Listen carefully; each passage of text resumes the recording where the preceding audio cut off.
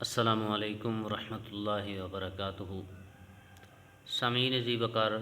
آج میں آپ کے سامنے شب برات کے حوالے سے چند گزارشات پیش کروں گا۔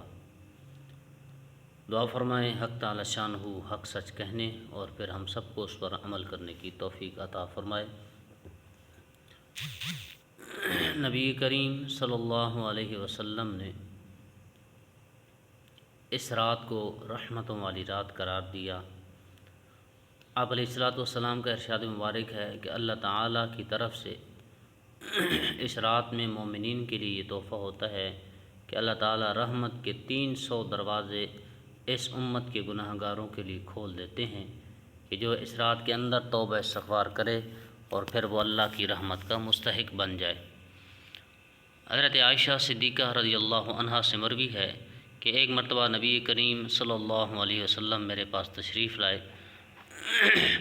تو رات کو میرے ساتھ آرام فرما تھے کہ رات کو اچانک میری آنکھ کھلی تو دیکھا کہ آپ علیہ الصلوۃ والسلام اپنے بستر مبارک پر موجود نہیں ہیں۔ تو میں پریشان ہو گئی اور آپ کو ادھر ادھر ڈھونڈنے لگ گئی۔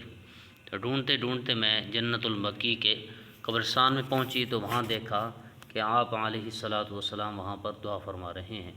تو میں نے پوچھا یا رسول اللہ صلی اللہ علیہ وسلم، خیریت ہے؟ آپ رات کے اس پہر یہاں پر دعا فرما رہے ہیں، کوئی وحی نازل ہوئی ہے یا کوئی ایسی بات ہو گئی؟ تو آپ علیہ السلام نے فرمایا کہ اے عائشہ، آج کی رات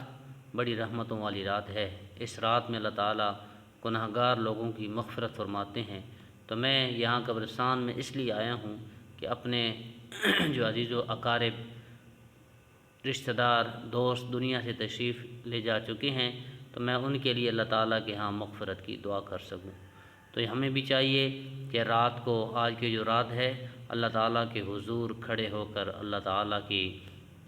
رحمتوں کو سمیٹیں اور اپنے پیاروں کو اپنی دعاؤں میں یاد رکھیں۔ کرنے کے چند عمل اس رات کے یہ ہیں کہ انسان ذکر اذکار کرے، درود شریف پڑھے، استغفار کرے، نوافل ادا کرے، تلاوت کلام پاک پڑھے، دعا کا خوب اہتمام کرے، لیکن یہ سب کچھ الگ کرے، خفیہ چھپ کر کرے، کسی کو دکھانا یہ مقصد نہ ہو، کیونکہ پھر دکھاوے سے سارے عمل ختم ہو جاتے ہیں۔ نبی کریم صلی اللہ علیہ وسلم کا مبارک کوئی خاص عمل اس رات میں ثابت نہیں ہوتا کہ یہی عمل کرنے سے اس رات کا فائدہ ہوتا ہے، بلکہ جو بھی آپ کر سکتے ہیں، دعا کریں، استغفار کریں، نوافل ادا کریں، اپنی قضا نمازوں کو لٹائیں، اپنے قریبی رشتہ داروں کے لیے جو دنیا سے جا چکے ہیں ان کے لیے دعائیں کریں، اور اولیاء اللہ حضرات سے، جو اللہ تعالیٰ کے نیک لوگ ہوتے ہیں، ان سے یہ عمل جو ہے وہ اکثر دیکھنے اور سننے میں ملتا ہے کہ اس رات کی جو مغرب کی نماز ہوتی ہے تو مغرب کی نماز کے بعد 3 مرتبہ سورہ یاسین پڑھیں، اور ہر سورہ یاسین پڑھنے کے بعد ایک دعا کریں، اللہ تعالیٰ اس کو ضرور شرف قبولیت عطا فرماتے ہیں۔ اور اس کے علاوہ اس رات کے اندر ایک طریقہ ہے کہ لوگ اکٹھے ہو جاتے ہیں اور صلاۃ التسبیح کی جماعت وغیرہ کراتے ہیں، تو یہ ٹھیک نہیں ہے، شریعت کے اندر اس کی کوئی اصل نہیں ہے۔ آپ علیہ الصلوۃ والسلام نے کبھی ایسے نوافل کی جماعت نہیں کرائی، بلکہ یہ نفل نماز ہوتی ہی اس لیے ہے کہ جتنی چھپ کر اور خفیہ کی جائے اتنا زیادہ ثواب ہوتا ہے۔ نبی کریم صلی اللہ علیہ وسلم نے فرمایا کہ یہ رات بڑی رحمتوں والی رات ہے، بڑی برکتوں والی رات ہے، اور اس رات کے اندر اللہ تعالیٰ کے ہاں جو بھی جھکتا ہے، اللہ تعالیٰ کے سامنے عاجزی انکساری کرتا ہے، اپنے آنسو بہاتا ہے ندامت کے، اللہ تعالیٰ ضرور اسے نوازتے ہیں۔ لیکن چند ایسے بد نصیب بھی ہیں کہ اس رات کے اندر بھی ان کی بخشش نہیں ہوتی۔ تو ان میں سب سے پہلے مشرک ہے، جو اللہ کے ساتھ کسی دوسرے کو شریک ٹھہراتا ہے، چاہے اس کی ذات صفات کے اندر ہو یا ویسے کسی عقیدے عمل کے اندر ہو۔ تو اللہ تعالیٰ ایسے مشرک کی کہ جب تک وہ اپنے شرک سے توبہ نہ کرے، اس رات کی عبادت کے باوجود اللہ تعالیٰ اس کی مغفرت کا فیصلہ نہیں فرماتے۔ اور دوسرا، نبی کریم صلی اللہ علیہ وسلم نے فرمایا وہ بد نصیب کہ جو اپنے والدین کی نافرمانی کرتا ہے، دین کا کوئی ایسا کام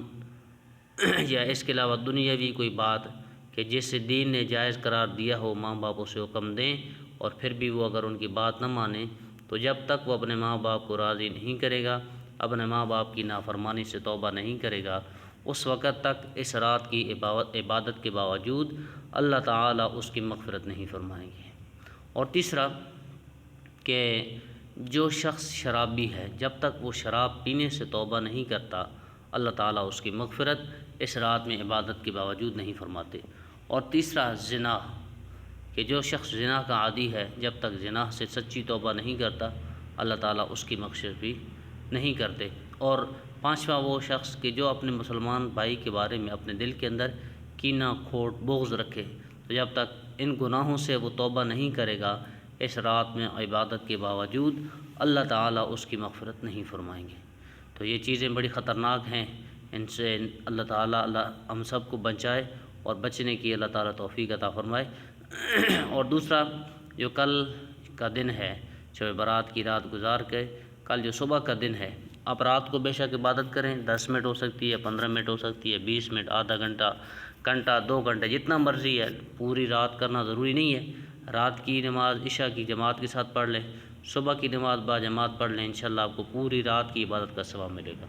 لیکن یہ نہ ہو کہ رات کو نفلیں پڑھتے رہیں 2:30 بجے سوئیں اور پھر صبح کی آپ کی نماز ہی قضا ہو جائے، تو ایسا نہ کریں۔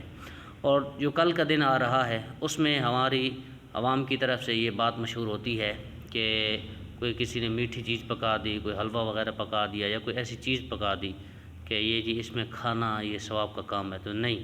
آپ علیہ الصلوۃ والسلام سے ایسی کوئی بات ثابت نہیں ہے۔ ہاں، آپ بے شک حلوہ کھائیں، کھیر کھائیں، یا جو چیز آپ کا دل کرے وہ کھائیں، لیکن آپ علیہ السلام کی طرف نسبت مت کریں، کیونکہ آپ علیہ الصلوۃ والسلام کی کوئی ایسی حدیث اس دن کے بارے میں، کھانے کے بارے میں نہیں ہے۔ اور دوسرا یہ ہے کہ کچھ لوگ یہ سمجھتے ہیں کہ جو 15 شعبان کا روزہ ہے تو وہ سنت ہے یا کوئی ایسا نہیں۔ آپ علیہ الصلوۃ والسلام کی کوئی حدیث مبارکہ اس بارے میں ہماری رہنمائی نہیں فرماتی کہ 15 شعبان کا روزہ آپ نے لازمی رکھا ہی تھا اور یہ سنت ہی تھا، یا ایسا کچھ نہیں ہے۔ آپ علیہ الصلوۃ والسلام کی عادت شریفہ یہ تھی کہ آپ ہر جو چاند ہوتا تھا اسلامی مہینے کا، جو 3 دن ہوتے تھے ایام 20 جسے ہم کہتے ہیں ایام 20 کے، تو آپ علیہ الصلوۃ والسلام ان کے روزے رکھتے تھے۔ تو اس نسبت سے ہم روزہ رکھ لیں گے تو انشاءاللہ ہم کو ثواب تو ضرور ہوگا، لیکن خاص شب برات کی وجہ سے اس دن کا روزہ رکھنا جو ہے وہ کوئی آپ علیہ الصلوۃ والسلام کی طرف سے ثابت نہیں ہے۔ تو یہ چند گزارشات تھیں جو میرے ذہن کے اندر آئیں، تو میں نے آپ کے سامنے پیش کر دیں۔ اللہ تعالی ہم سب کو اپنے پیارے حبیب علیہ الصلوۃ والسلام کے راستے پر چلنے اور پھر اس پر عمل کرنے کی توفیق عطا فرمائے۔ وآخر دعوانا ان الحمد للہ رب العالمین۔